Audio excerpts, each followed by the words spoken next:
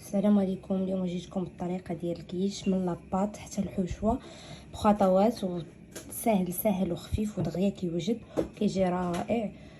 ويلا نشوفوا المكونات اللي غادي نحتاجو وطريقه التحضير ديالو على بركه الله. اول حاجه غادي نحتاجو في الوصفه ديال الكيش، عندي هنايا حبه متوسطه ديال البصله اللي قطعت على شكل مربعات صغار. الخضره اللي خدمت بها هي الجزر والكورجيت اللي حكيتهم. عندي الصوجه اللي ما كنستغناش عليها، زيت العود اللي معروفه به صراحه كنطيب به ديما اي حشوه ولا اي وصفه.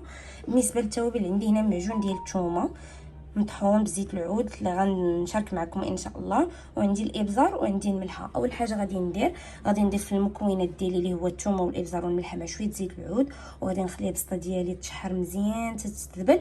عاد غادي نضيف ليها الخضره اللي هو الجزر والكورجيت. اما بالنسبه للمكونات اللي غادي نحتاجو لاباط، عندي هنايا الزبده، عندي هنايا دقيق كيبقى على حسب الكميه ديال الافراد. عندي هنايا بزار ملحه وبيضه. عندي هنايا الكميه ديال 3 الافراد حتى 4 الافراد. ممكن تدبلوا الكميه وغادي تدبلوا البيض وحتى الزبده، وكتجمعيها غير بالبيض والزبده. الا احتاجت غديري شويه الماء ما كيعادل المعلقه كبيره باش كتجي قاصحه. وغادي نجمعها. اول حاجه غادي نرملها بالزبده، من بعد غادي نضيف لها المكونات الاخرين وغادي نجمعها وغادي نلولها في واحد السلوفان وغادي نحطها في الثلاجه شويه بما يتوجد عندي الحشوه. ومن بعد ما دبلات البصله ضفت ليها الخضره وضفت ليها القزبر ومعدنوس، وغادي نضيف ليها شويه ديال الصوجه وغادي نرجعها طيب حتى تتبال مزيان. وغادي نضيف ليها شويه ديال الكروفيت اللي هو اللي متواجد عندي في الثلاجه.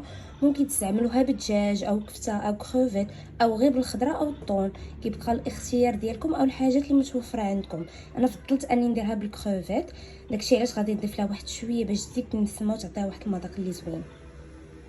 ومن بعد ما وجدت عندي الحشوه كيف ما كتشوفوا، سرحت لاباط ديالي في المول وتقبتها وغادي نضيف الحشوه من الفوق. هي الاولى غادي نضيفها كامله كيف ما كتشوفوا معايا كيفاش جات من بعد ما سرحتها.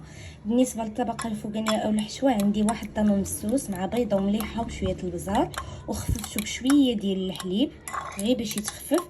وممكن حتى هاد الكميه تضاعفوا على حسب المول قداش. الا كان كبير غديروا 2 حكاك ديال دانون مسوس وغتخففوهم بشويه الحليب وغادي تذوبوا حتى البيض.